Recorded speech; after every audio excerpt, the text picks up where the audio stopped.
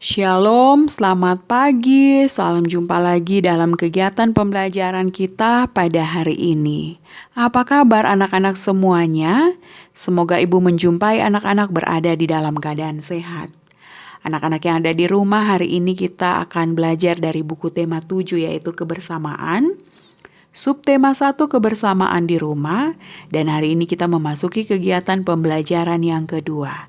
Silakan anak-anak menyiapkan alat tulis menulis dan juga buku tema 7 halaman 15.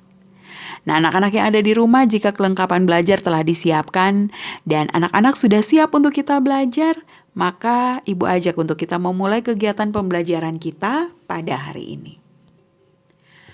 Anak-anak yang ada di rumah, kegiatan pembelajaran kita pada hari ini akan diawali dengan bermain menjaring ikan.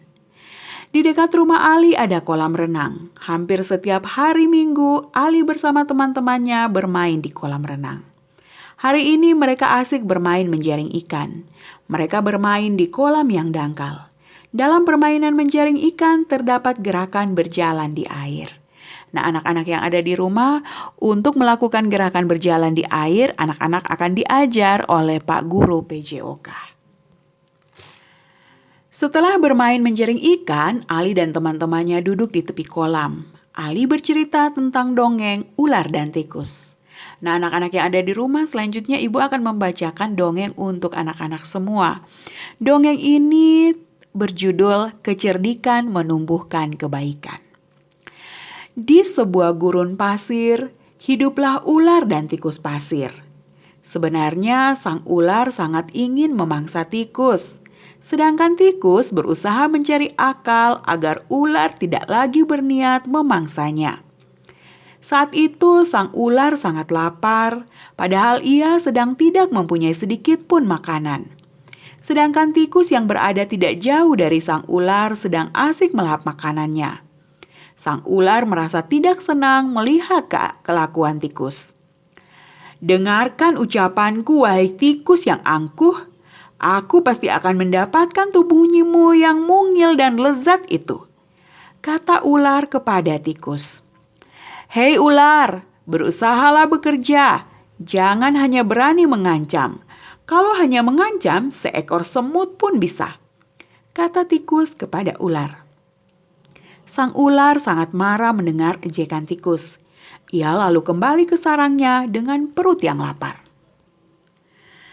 Sedangkan tikus masih lahap dengan makanannya.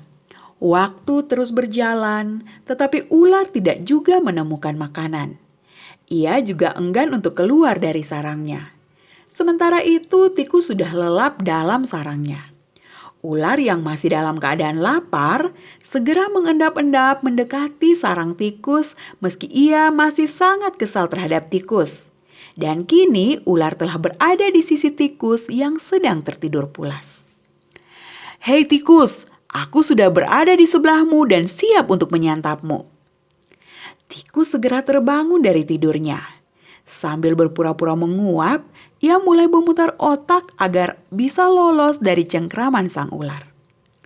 "Tunggu dulu ular, sahabatku. Kalau kau ingin memakanku, kau harus berpikir dulu. Kita hanya berdua di sini, tidak ada hewan lain. Jika kau memakanku, maka kau akan sendiri. Kau tidak akan mempunyai teman yang dapat kau ajak mencari makanan. Kalau begitu, kau tidak akan makan dan akhirnya kau akan mati," kata tikus kepada ular. Sejenak sang ular terdiam. Ia mencoba merenungkan nasihat tikus. "Jadi, kita tidak bisa hidup sendiri?" tanya ular kepada tikus.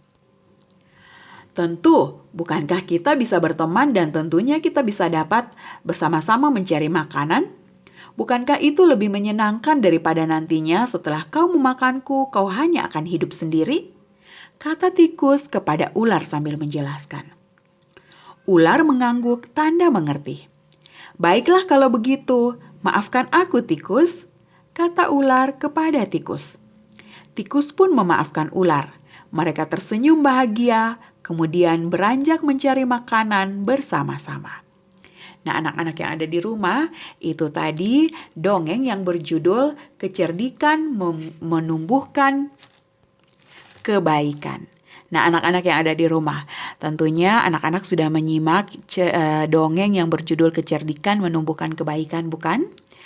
Tentunya anak-anak sudah mengetahui sifat ular dan tikus, bukan? Ya, anak-anak yang ada di rumah, eh, sebenarnya ular dan tikus itu mereka berteman. Tetapi hanya karena lapar, ular mau memangsa tikus. Tetapi setelah itu, karena kecerdikan tikus, ia menjelaskan tentang kebersamaan mereka berdua. Maka ular akhirnya tidak jadi memangsa tikus dan akhirnya mereka berteman. Nah, anak-anak yang ada di rumah sekarang, ada tugas untuk kalian yang ada di rumah. Coba kalian tulis sikap kebersamaan yang dilakukan oleh ular dan tikus. Coba kalian tulis sikap kebersamaan yang dilakukan oleh ular dan tikus. Tulislah di dalam buku tulismu masing-masing.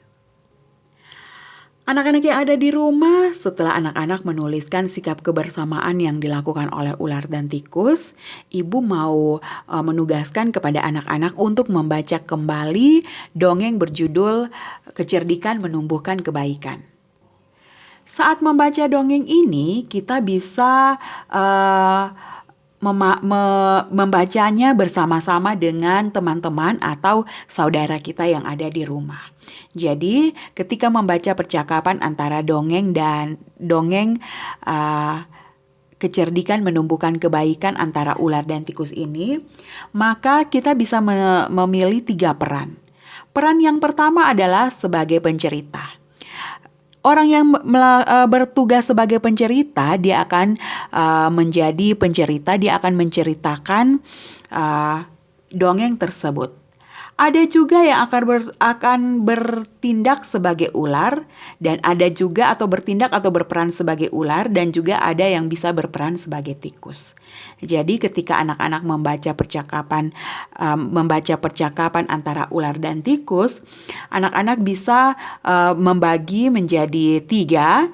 Ada yang menjadi pencerita, ada yang menjadi ular, dan ada yang menjadi tikus. Nah, anak-anak bisa mempraktekkan membaca dongeng berjudul Kecerdikan Menumbuhkan Kebaikan bersama dengan 2 orang teman atau 2 orang saudaramu di rumah. Ingat, dari peran-peran masing-masing, ada yang menjadi pencerita, ada yang menjadi ular, ada yang menjadi tikus. Coba praktekkan di rumahmu masing-masing. Anak-anak yang ada di rumah, selain kalian membagi kelompok, memilih teman atau saudaramu untuk berperan menjadi pencerita, menjadi ular, dan menjadi tikus, kalian juga bisa mengelompokkan teman-temanmu berdasarkan warna kulit. Misalnya, teman yang berwarna kulit sawo matang menjadi pencerita, teman yang berwarna kulit putih menjadi ular, dan teman yang berwarna kulit hitam kecoklatan menjadi tikus. Selain itu, anak-anak juga bisa mengelompokkan teman-temanmu atau saudaramu yang berambut keriting menjadi pencerita, yang berambut lurus menjadi tikus, dan yang berambut bergelombang menjadi ular. Nah, anak-anak bisa mengelompokkan teman atau saudaramu berdasarkan ciri-ciri tadi, ataupun bisa anak-anak kelompokkan berdasarkan warna kesukaan atau makanan kesukaan atau hobi dan lain sebagainya. Nah, anak-anak, selain mengelompokkan berdasarkan perbedaan tersebut, dapatkah kamu melakukan pengelompokan berdasarkan perbedaan yang lain? Nah, anak-anak yang ada di rumah, coba anak-anak tuliskan. Kira-kira kita dapat mengelompokkan teman-teman kita berdasarkan apa-apa saja. Kalau tadi Ibu sudah bilang berdasarkan warna kulit, berdasarkan jenis rambut, berdasarkan hobi, atau berdasarkan kegemaran. Coba anak-anak sekarang tuliskan lagi, kira-kira anak-anak mau mengelompokkan teman atau saudaramu untuk membaca dongeng berjudul kecerdikan menumbuhkan kebaikan itu berdasarkan apa?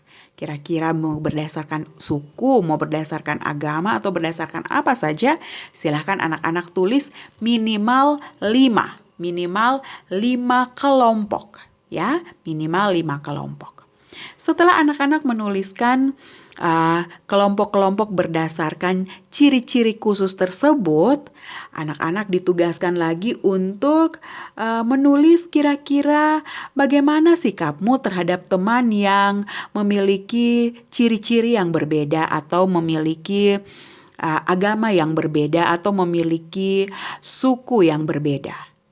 Saya ulangi, setelah anak-anak mengelompokkan teman-teman atau saudaramu berdasarkan ciri-ciri khususnya mereka, maka tuliskan lagi bagaimana sikapmu terhadap temanmu yang kamu kelompokkan tadi. Misalnya bagaimana sikapmu terhadap temanmu yang berambut keriting, bagaimana sikapmu terhadap temanmu yang berambut lurus, bagaimana sikapmu terhadap temanmu yang berkulit coklat atau berkulit sawo matang atau beragama Muslim atau beragama Katolik atau beragama Kristen dan lain sebagainya.